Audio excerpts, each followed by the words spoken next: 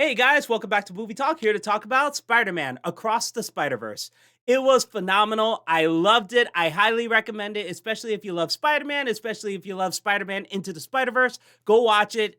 Fan freaking tastic. I loved it. Okay, so I'll say this.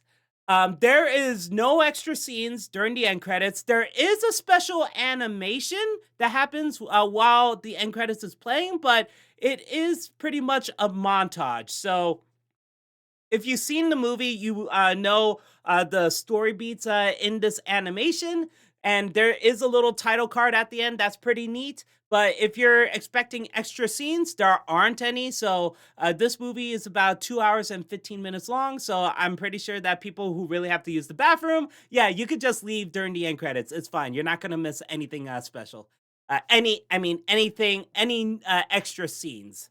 So yeah, once it ends, it just ends. Okay, so yeah, I love the story. Miles Morales is still a fantastic character, incredibly relatable, and everything. Not only is his story expanded, but also Gwen Stacy's, and everything with Gwen Stacy was done great in this movie, and I'm happy about that. So they do show off some more of the Spider Society, especially with Jessica Drew, Miguel O'Hara, of course, Spider-Man 2099, and Hobie Parker as Punk Spider Man, Spider-Man Punk, Spider Punk.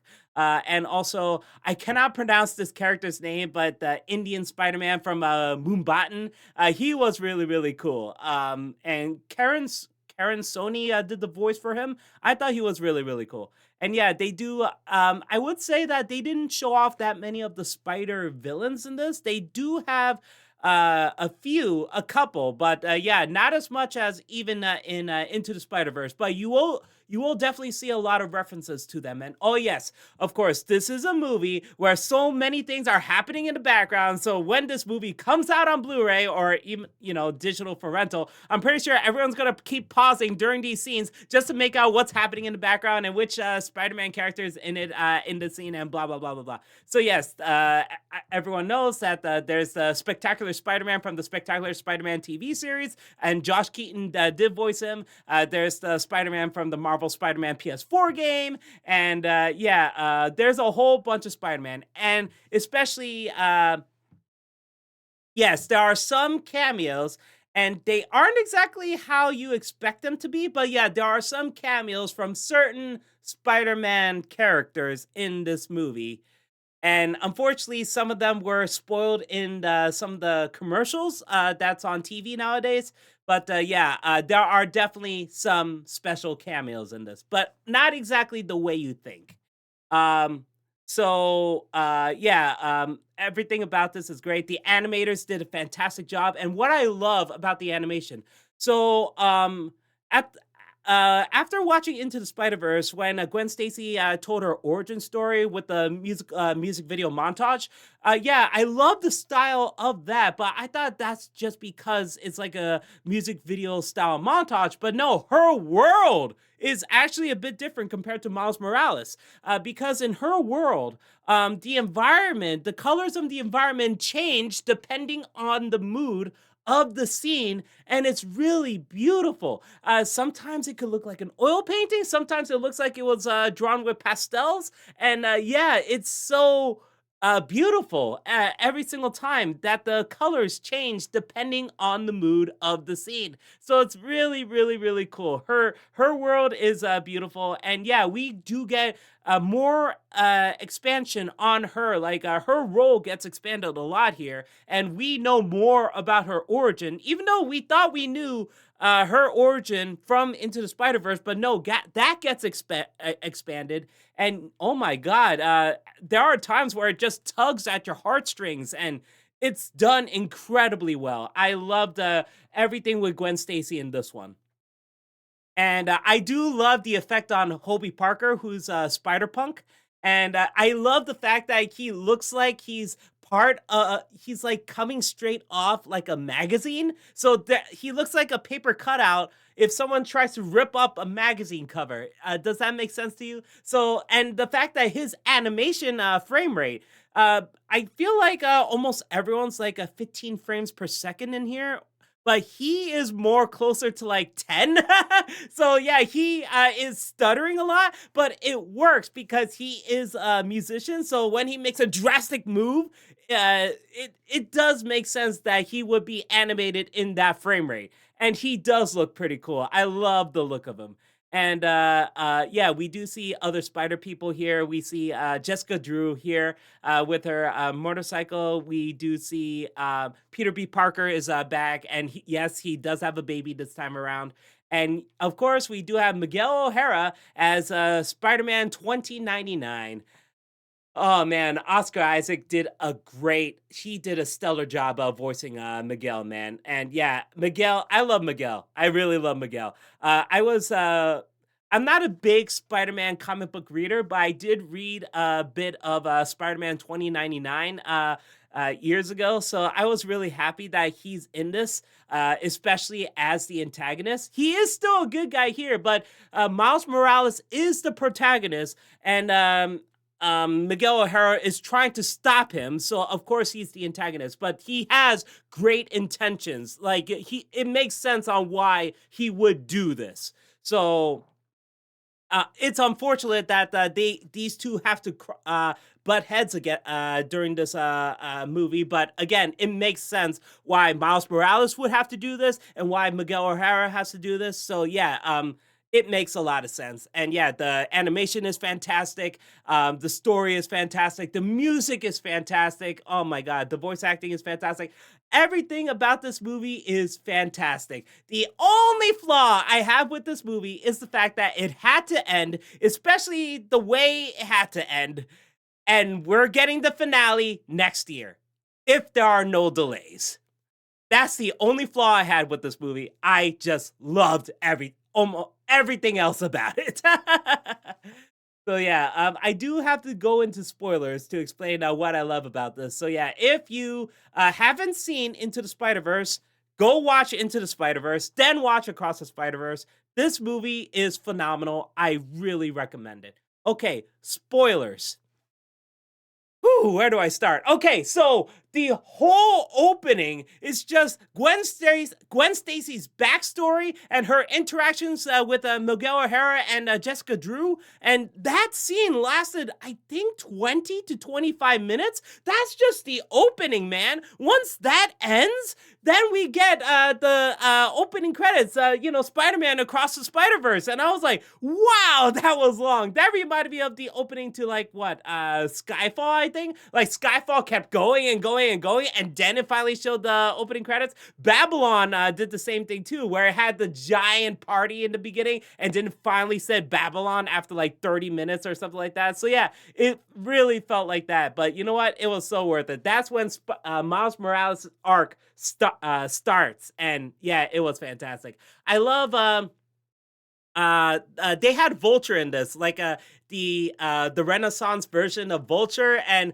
the way he looks, he looks like he was drawn on what do you call that?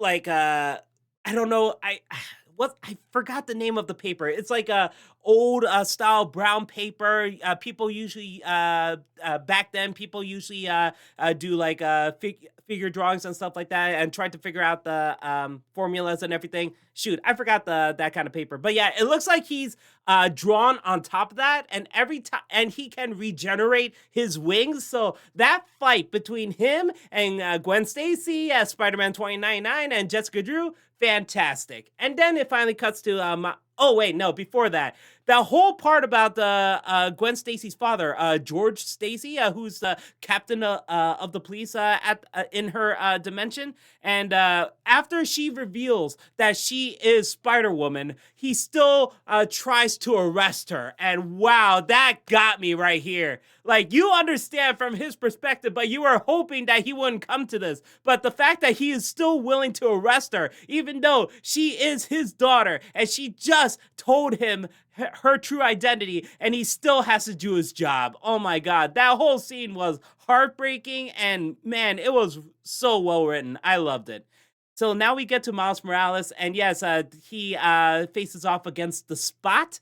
And what I love about the Spot is that he was a minor character in Into the Spider-Verse, like very minor. He's the guy that Miles threw the bagel at. Oh my god, I loved it. This reminded me of Spider-Man: Far From Home when they mentioned that Jake Gyllenhaal, Mysterio, just happened to be working with Tony Stark at certain moments. So even though when you watch that moment in the previous Iron Man movies, you're like, that's not Jake Gyllenhaal. He was never there. But then it turns out, oh, he was there. So it's like that. Oh, you think this guy has like a minor role, but no, he comes back with a vengeance. Yes, he's basically like Abby from The Last of Us. Oh, remember me? I want revenge. So, oh my God. So yeah, he's the guy who Miles threw the bagel at.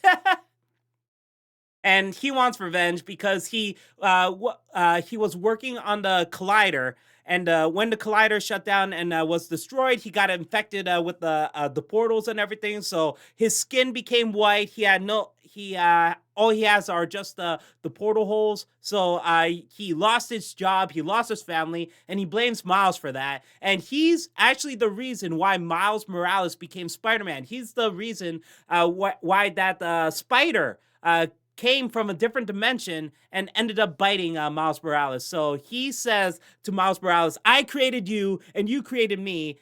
And they thought that they would be rivals like Batman and Joker, but Miles never sees it that way. So that's why the Spot is very, very upset. He's like, I am not just the villain of the week. So he wants revenge. He wants to be the greatest villain of all time, and he really wants to take down Miles.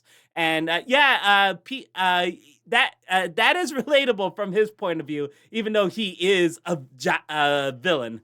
But yeah, the beginning fight with him was really, really clever, especially the way he does the spots. Like sometimes he can control them, sometimes he can't. And the problem is that he's not as fast as Miles Morales. So even when he's using the spots, he can't control where they would be, which other holes they would come out of, and stuff like that. So Miles Morales figured out the pattern very quickly. So that was a very, very cool fight. And I like the father, Jefferson Davis, just happened to be in it, and at a few times he was in danger, but then he's fine again and stuff like that. That whole dynamic was pretty fun. And I like that Jefferson Davis doesn't want to take down Miles Morales, even though they were right next to each other.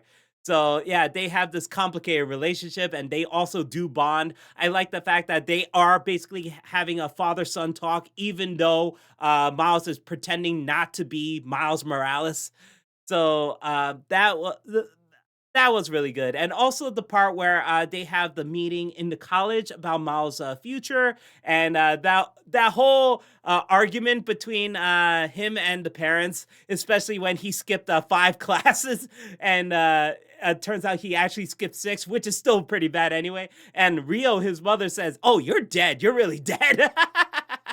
I love how relatable she is too. Oh my god, everyone is relatable in this. I love the part where she was snapping her fingers and the flag showed up for like a few frames and stuff. That was really, really cool. That was neat. And I love that they were angry at him for getting a B in Spanish. And he's saying, no, it's not my fault, even though I skipped 5 classes. um, so yeah, he's still learning with great power comes great responsibility, and he's really trying to be responsible. He's trying to juggle his social life and the Spider-Man life, and he is having a bit of an existential crisis like Tobey Maguire did in Spider-Man 2, but not to that extreme. But he is having a bit of it, and yeah, he is at the age where he is growing up because I believe he's supposed to go to college next year. He really wants to go to Princeton, especially to study about the other dimensions, quantum mechanics, and stuff like that. So he could try to visit all the friends that he's seen in Into the Spider Verse. So yeah, it is very relatable. And then they have this dinner party, and he made a commotion, and he really wants to try to say that he's Spider-Man, but unfortunately, it's out in public, so he can't say it. He keeps wanting to say it, but he can't say it, and you definitely feel the frustration. Oh man, that was good.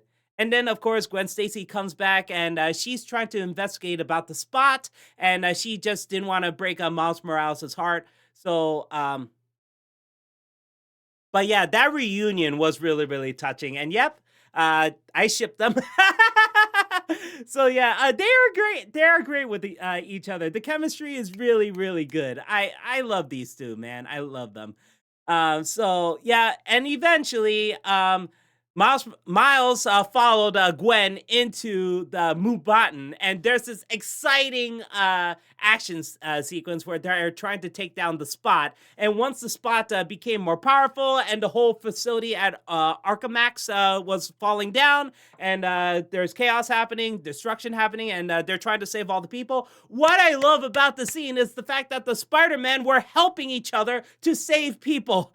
Oh my god, I love this, man. I really love this. Like, they are tag teaming, they synchronized, they know what to do, they planned and everything, and they helped each other. It was such a great action scene. I love this. I hope that we get another one like this in uh, Spider-Man Beyond the Spider-Verse. That's what the next movie is supposed to be called. So yeah, I'm hoping we get another scene of that because that is really, really cool. Sure, it's cool to see all the Spider-Man helping each other fight the bad guys, but it's really exciting to see Spider-Man helping each other out to save the people. So that's why the whole sequence in Bubotan was really exciting, and I loved it, and really imaginative.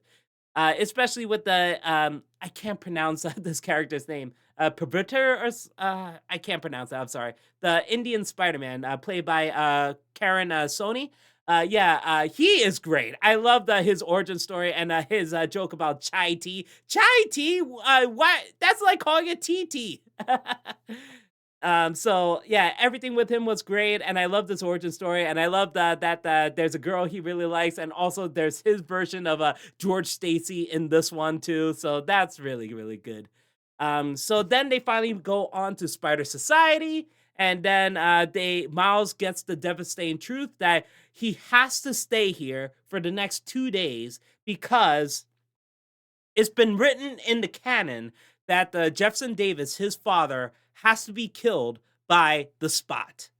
Uh, so Miguel says that they have no choice; they have to keep him there because if he tries to change anything, then that universe could be destroyed, and all universes could be destroyed. So it is very similar to Spider-Man: No Way Home, where Doctor Strange is trying to keep everything together.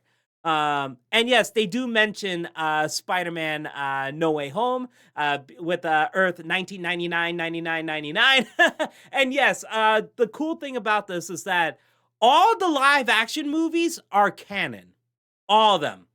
So, and not just that, it's not like, oh, the live action counterparts of Tobey Maguire and Andrew Garfield, they become like cartoons in this movie. No, if they're live action, they stay live action because the Spot uses one of his portals to go into the Venom universe. So he meets up with Mrs. Chen from the supermarket from the Venom movies. So yeah, the Venom universe exists in this. And they're live action and they stay live action. And yes, there's other live action people in this too, like Donald Glover as the Prowler. And I assume this is the same Donald Glover as Aaron from Spider-Man Homecoming. Sorry, I almost said Far From Home. No, Homecoming. So that was neat. And yeah, we do see archive footage of Tobey Maguire with Uncle Ben and Andrew Garfield with Uncle Ben. And I don't think I saw a live action reference of Tom Holland. They mentioned that dimension, but I don't think they ever showed footage of that. I could be wrong. Maybe it was in the background, but I recognize Tobey Maguire. I recognize Andrew Garfield. So yeah, and of course Cliff Robertson as Tobey Maguire's Uncle Ben, and uh, um, Martin Sheen as Andrew Garfield's Uncle Ben. So yeah, I've we've seen the not exactly footage; it's more like still pictures. But yeah, we've seen that. So yeah, I don't think that we actually seen anything with Tom Holland. I could be wrong though. Maybe I did miss it. Maybe it was in the background. Maybe it just happened for a split second and I just missed it. But yeah, that's when Miles is trying to escape, and we get this. amazing chase sequence with all the Spider-Men, all the Spider-Women trying to stop Miles from escaping. And we have the Spider Monkey, we have the a horse with the Spider-Man mask, with the cowboy Spider-Man, and we have the Spider-Man T-Rex, the Spider T-Rex, and we have the cat version of Spider-Man. Oh man, it's really, really cool. I gotta say, it was very disappointing not to see Spider-Ham and Spider-Man Noir in this. At this point, you do see them later on. That was cool, but you do not see them at this point. You do see Penny Parker at this point, which was a very nice return. And yes, I do love that they Miles mentioned Aunt May, that she moved to Florida, so that was really, really funny. But yeah, they do show off some of the villains, but they're mostly like it stuck in prisons, or just like kind of still images of them. So you do see Doctor Octopus, you see Rhino, you see Vulture. There's a Armadillo Man with Wolverine claws or something like that. That was interesting. And I don't think I saw Scorpion or any version of Scorpion. Again, there's so much happening in the background, so if you blink it, you miss it. So yeah, that whole chase in Spider Society was really, really cool. And then we get Miles actually escaping into a dimension. This part was so good. Okay, so Miles is trying to get home, and he managed to do so. So he finally gets home. He's running, and he finally reaches his room, and then he sees his mother, and he finally gets a heart to heart with her, and he finally tells the truth that he is Spider-Man. And she's like, "Who is Spider-Man?" At that point, you're very confused. I was very confused. I'm like, wait, what do you mean, who's Spider-Man? But then it dawned on me, oh my God, he is not home. He is not in his dimension. He's in another dimension that's similar to his home, and is the dimension of the spider that bit him. Oh my God. So when this reveal came up, you're like, oh my God, oh no. Oh my God. So yeah, that was heartbreaking. Like you finally get Miles explaining, talking about his secret identity to his own mother. And he's been wanting to tell her this entire time. And he finally told her, and it's not even his mother. It was another Miles Morales mother. And yeah, in this dimension, Jefferson Davis has died, and Miles is still here, but because there is no Spider-Man, he is now the Prowler, and Uncle Aaron is still alive. That whole reveal, oh my God, that was so awesome. I loved it. And I love that in his own dimension, Gwen Stacy talks with Miles's parents, and they had a heart to heart as well, and that's really good. And oh yeah, before this, Gwen was banished to her own dimension, even though her father was trying to arrest her and kill her at earlier. But yeah, she finally goes home, and it turns out that Captain Stacy will retire. He doesn't want to chase Gwen anymore, and he just wants her back. And they hug it out, and that was such a touching moment, and I'm so happy it went there. So yeah, now Miles is stuck in another dimension. He has no way to get off, and he's trying to escape. And he realized that his counterpart is the Prowler in this universe because there is no Spider-Man. While Gwen is trying to create her own Spider team, so she recruits Spider-Man Noir, Spider-Ham, Penny Parker, Spider-Bite, the Indian Spider-Man, and also Peter B. Parker and Hobie, Spider-Punk. So that was awesome. That's where it ends. That's where it ends. And I was so upset because I wanted more. I knew it had to end somewhere, but it had to end right there. And we have to wait until next year. If it's not delayed, we have to wait until next year to see the conclusion. And I am upset. Oh man, this movie was excellent, especially for part 2, man. This was freaking fantastic. I loved it. Oh my God. Peter B. Parker. I would say I'm a little disappointed that Peter B. Parker is not in it as much as I hoped, but the role he played was still pretty good. And I do like the fact that he never put on his Spider-Man mask in this. Like at all. There was no footage of him putting on his Spider-Man mask. There's archival footage from Into the Spider-Verse, but again, that's old footage, not like now, present time. So that was very interesting. So I guess I will see him don the mask actually in Beyond the Spider-Verse. Um, so what else can I say about this movie? The music is freaking great. I gotta say though, there's a little nitpick. I don't think there's a song I liked as much as "Sunflower" from the previous one, or "What's Up, Danger." Yeah, we do hear a bit of it in this, but yeah, I don't think I heard any song that's as good as those two. But they're still pretty good. I still like them. Um, what else? Again, I don't think I was really disappointed in anything. Miguel O'Hara, I loved Spider-Man 2099 in this. I loved his design. I also love Nueva York, especially when they're doing the Spider-Man chase, especially on top of this like train that's like a rocket ship.